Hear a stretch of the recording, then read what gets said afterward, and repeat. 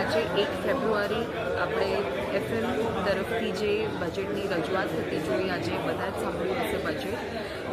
તો એમાં જો મુખ્ય ટેક્સેશનને લઈને આપણે જોઈએ કે કઈ રીતના ફેરફાર કરવામાં આવ્યા છે, તો કોઈ એક STTને સિવાય પણ જે અમુક ફેરફારો કરવામાં આવ્યા છે તેના પર પણ વાત કરીએ. તો સૌથી પહેલાં STT જોઈએ તો આ 2026-27ના બજેટમાં ફાઇનાન્સ મિનિસ્ટરે STTને લઈને ખાસ કરીને ફ્યુચર્સ તો અહીંયા 0.02થી વધારીને તેઓએ 0.05% કર્યું છે, અને ઓપ્શન્સની વાત કરીએ તો 0.1% વધારીને 0.15% તેઓએ ટેક્સ રેટ કર્યો છે.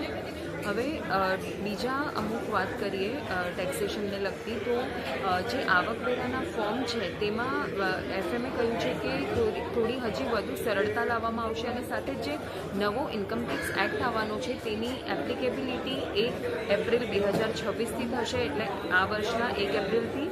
ત્યારબાદ તેમણે એમ પણ કહ્યું છે કે શિક્ષણ અને તબીબી ક્ષેત્રે TCS જે પહેલાં 5% હતો તે ઘટાડીને હવે 2% થશે.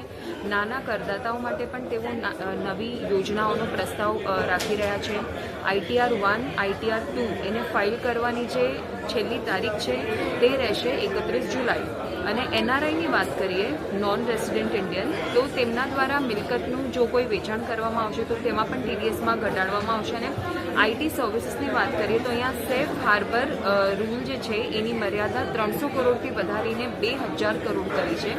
અને સાથે જ તેમણે જણાવ્યું છે કે 2047 સુધીમાં ડેટા સેન્ટર્સ માટે પણ તેઓ ટેક્સ હોલિડે જાહેર કરવા જઈ રહ્યા છે. સાથે જ IT સેવાઓ માટેનું સેફ હાર્બર માર્જિન 15.5% કરવામાં આવ્યું છે. અને મુખ્ય જે છે કે બાયબેક પર તેઓ કેપિટલ ગેઇન ટેક્સ હવે એને ગણવામાં આવશે as a capital gain tax. અને જો હવે ઇનડાયરેક્ટ ટેક્સેશનની વાત કરીએ તો એમાં એમ જણાવ્યું છે કે સિવિલ એરક્રાફ્ટ ઉત્પાદનના જે વપરાતા ભાગો છે તેમાં બેસિક કસ્ટમ ડ્યુટીમાં ઘટાડો કરવામાં આવશે. 17 કેન્સર દવાઓ પરની કસ્ટમ ડ્યુટી માફ કરવામાં આવશે, અને સાથે જ MRO માટે કાચા માલ પર પણ કસ્ટમ ડ્યુટી માફ કરવામાં આવશે. તો આ રીતે એક ડાયરેક્ટ ટેક્સ તેમજ ઇનડાયરેક્ટ ટેક્સ પર આ રીતના એક ફેરફાર થતાં આપણને આવતા જોવા મળ્યા છે આ બજેટમાં.